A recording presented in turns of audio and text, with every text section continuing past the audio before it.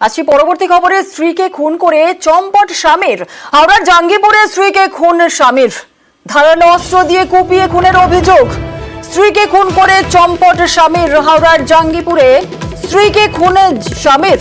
ধারালো অস্ত্র দিয়ে কুপিয়ে খুনের অভিযোগ করছে অভিযুক্ত স্বামী শেখ আজিম হোসেনের খোঁজে পুলিশ। আজ সকালেই ঘরের মধ্যে আমিনা বেগমের দেহ উদ্ধার হয় এবং সেই ঘটনাকে কেন্দ্র করে রীতিমতো চাঞ্চল্য ছড়ায় ঘটনাস্থলে জাঙ্গিপুর থানার পুলিশ। আমি জানতে পারলাম এখানে ওনাদের স্বামী স্ত্রী ব্যাপার। স্বামী স্ত্রী মানে ওনাদের কিছুদিন আগে একটা মানে ঝামেলা হয়েছিল।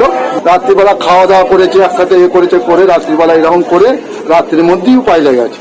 আর 5টার সময় যখন ওর বড় ওরা আমার যেটা দেখলাম যে মানে মার্ডার করে গেছে। না অশান্তি তো আলাদা হতো, প্রায় অশান্তি হতো, স্বামী স্ত্রী অশান্তি মানে হতো। ভাইরা এসে ওটাকে মানে মীমাংসা করে দিত। স্ত্রীকে খুন করে চম্পট স্বামীর ঠিক কি ঘটনা আর একটু বিস্তারিত জানবো। আমাদের সঙ্গে দেবাশিস রয়েছে। দেবাশিস, পুলিশ সূত্রে ঠিক কি জানা যাচ্ছে?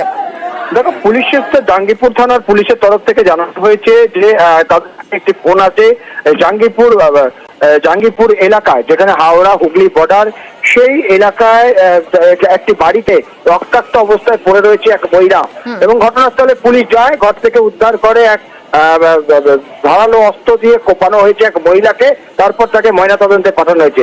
যেটা জানা গেছে, এই জাঙ্গিপুর বাসিন্দা হুগলি সীমান্তবর্তী বাজার দিকপুরে সেখানে এক মহিলাকে তার স্বামী খুন করে এবং গতকাল রাতেই তাকে ধারালো অস্ত্র দিয়ে একাধিক আঘাত করে, 20 থেকে 25টি আঘাত করে গোটা শরীরে। তারপর সে চম্পট দেয়।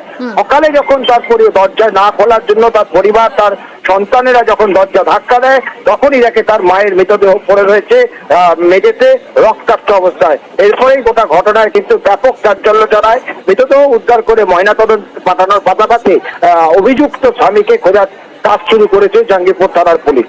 বেশ, ধন্যবাদ।